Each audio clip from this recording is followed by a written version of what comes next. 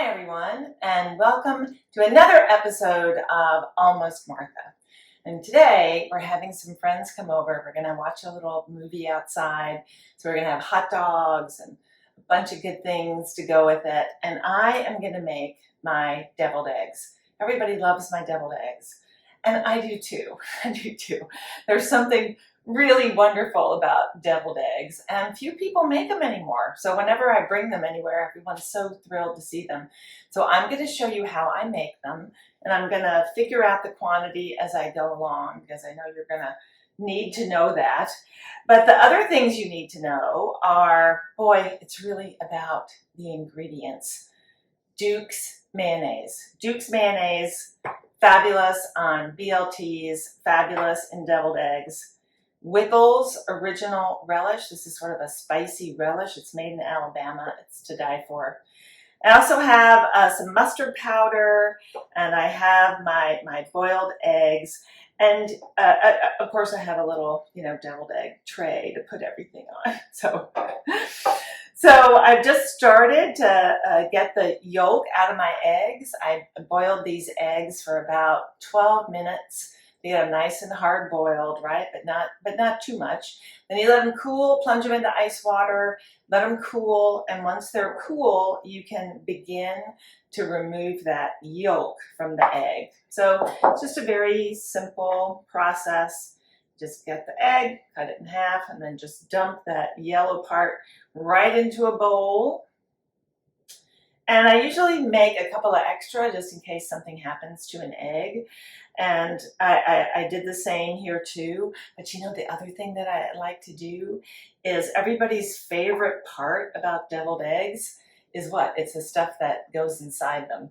So I usually will just take a couple of extra yolks and forget about the whites.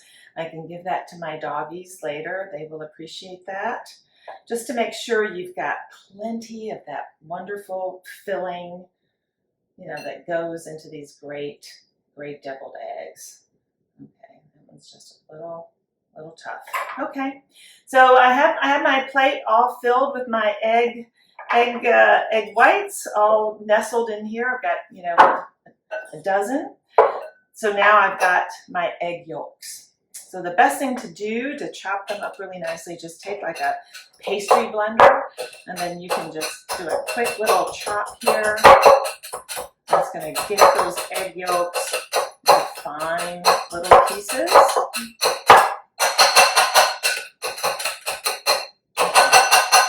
So I added a couple of extra egg yolks in here to make sure that we've got plenty of that terrific filling. So the next thing that I'm going to do is I'm going to add the Duke's mayonnaise and the relish. Now here's where it's going to get tricky. Because I never measure this. I just make it all the time. So I'm going to look at this. I'm going to say that's about a quarter of a cup. We're going to start with that. So a quarter cup of mayonnaise. I'm going to use a teaspoon here just to get started. So this is probably 1 big tablespoon of relish, and probably, if I look at this,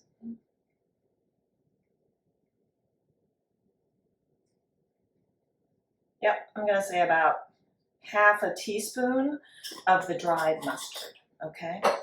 Now, I'm just going to mix this up and see where we are. Oh, there we go. That looks great. You don't want it to be soupy because you really kind of want it to hold its shape. So now I'm going to add some salt and pepper. And if you guys don't use pink Himalayan salt, you really should. This stuff is terrific. It doesn't require as much salt to get that flavor. And now I'm going to add my pepper. I'm going to stir this up. Okay, so now we've got a really nice, sturdy mixture. And it's really up to you at this point how much mayonnaise you want to use. If you want to add a little more. I really love this pickle relish, so I'm just going to add a little bit more. But remember, if you add pickle relish to it, it's going to add moisture. So just keep looking at your mixture because you really don't want it to be soupy because you want it to kind of stand up in that egg, right? Okay, I think we're there. And it's really as simple as that. I'm gonna move all of this off to the side.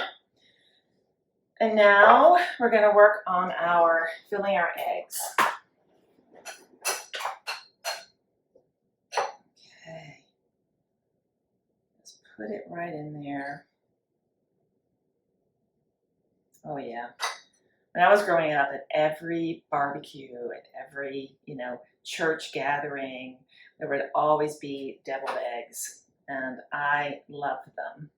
And at the end, after you put all your mixture in here with your deviled eggs, they would sprinkle paprika, right? That was what everybody did. You sprinkled that paprika.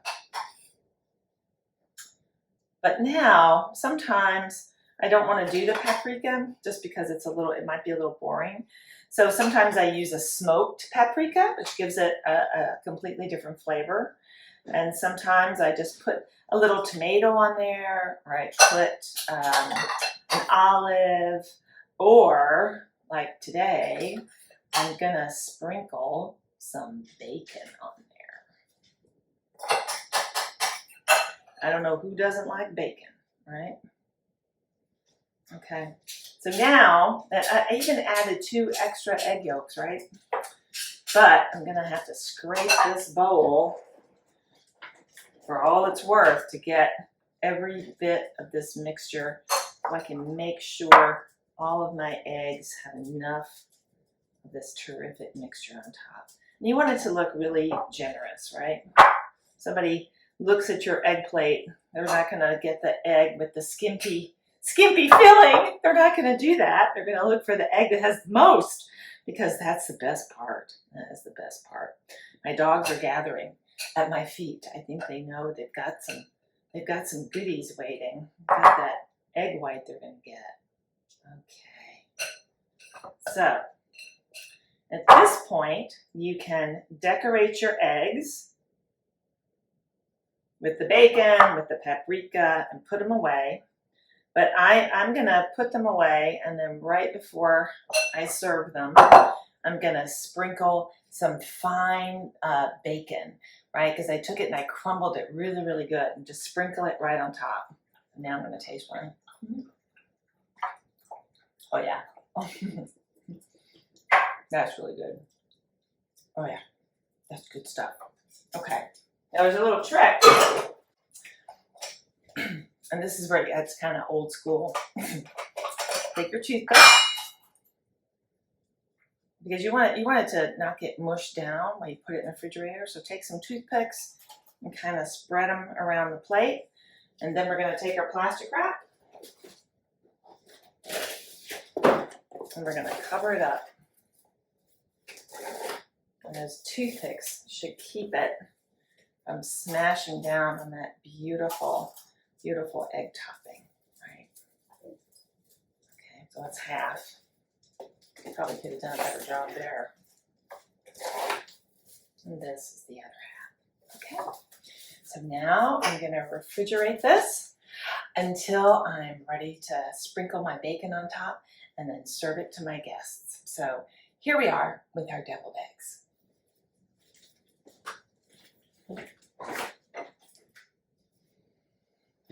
Okay, now we're ready to make our dessert for tonight, which is going to be super, super easy.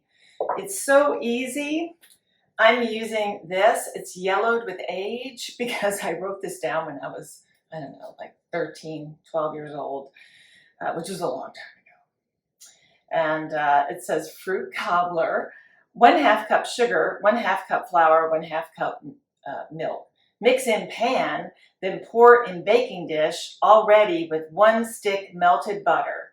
Then add fruit already sweetened. That's all it says. And I've made this a million times. So it says 1/2 cup, but I'm gonna make a little bigger one because I've got, guests coming over. So I'm gonna do 1 cup of sugar, 1 cup of flour, 1 cup of milk, and then I've got about 4 cups of diced peaches. And I did sprinkle just a little bit of sugar on those peaches and I'd let them sit for just a few minutes. And this just says flour, right? It doesn't ask for salt, it doesn't ask for baking powder or anything like that. And that's because I use self-rising flour. Because self-rising flour is all we ever had in our house growing up. So this recipe I make with self-rising flour. So instead of 1 stick butter, what did I do? I melted 2 sticks of butter and I put it in my baking pan many years ago. When I lived in St. Louis, I worked for this little restaurant called Rich Andrews. And they loved my cobbler so much that they had me make cobbler and bring it in to the restaurant and share it with people there and sell it, actually. And it was great. And one day, one of the ladies telling me how fabulous it was, said, "What's in it?" And I said, "Well, start with 2 sticks of butter." And her fork just jumped out of her hand and clattered to the table. She wasn't going to take another bite.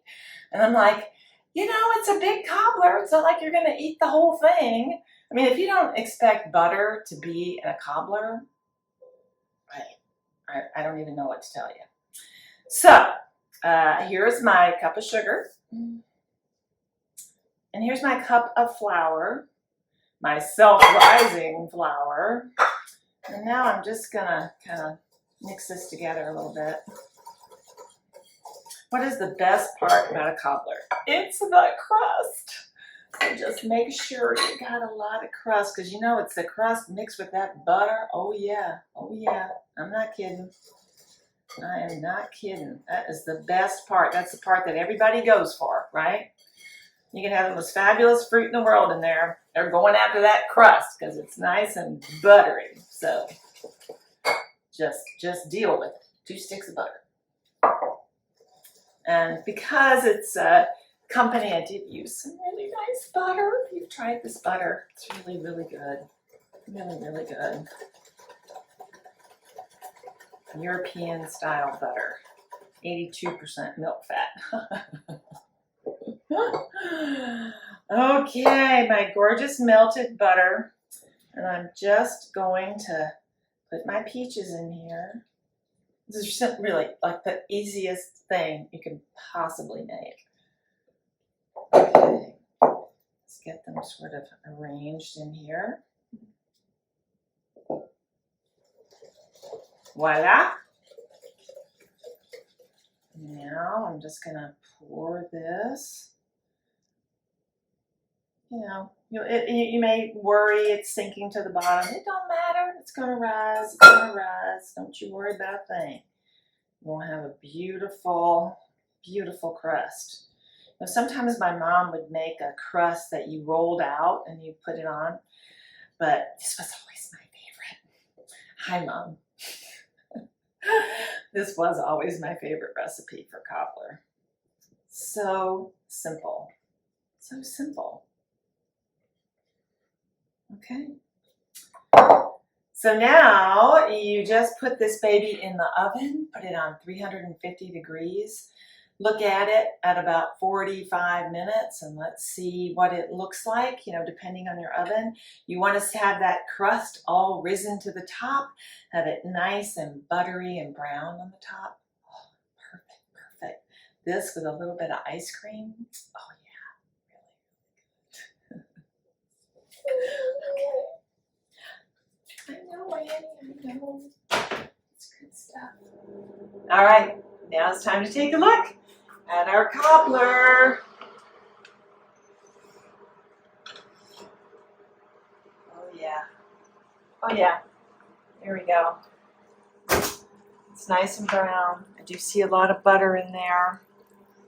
A lot of butter in there. But as we let it sit and cool, that butter will just sort of soak into that bread and it's going to be wonderfully delicious. So now it's nice and brown on top. It is completely done. So I'm just going to turn my oven off and wait until it's time to serve it. But now I want to show you the finishing touches on our deviled eggs. So I'm going to uncover. They've been nice and chilled. I'm going to take my little toothpicks and I'm going to fill in where it made, some holes with the toothpicks.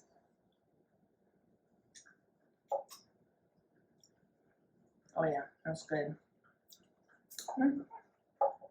That's a cook's privilege, right? Okay. All right. Brush off the fingers really quick. Now we're just going to garnish it. So I told you I was going to dust it with some bacon, some really super crisp bacon, just to add a little color on top. And of course, we're going to have that nice smoky bacon flavor on these eggs as well.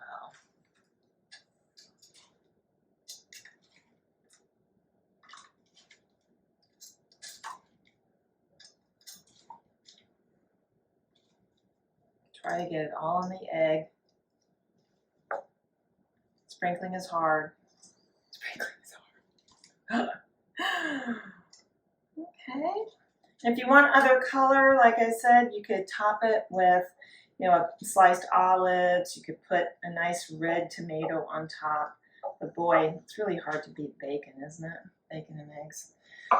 I do have that Spanish paprika I told you about, so it's nice and smoked paprika. So now I'm just gonna sprinkle just a tad, just to give a little extra color. And because it's smoked, it does give it a nice flavor. So with the bacon, it's gonna work really, really well.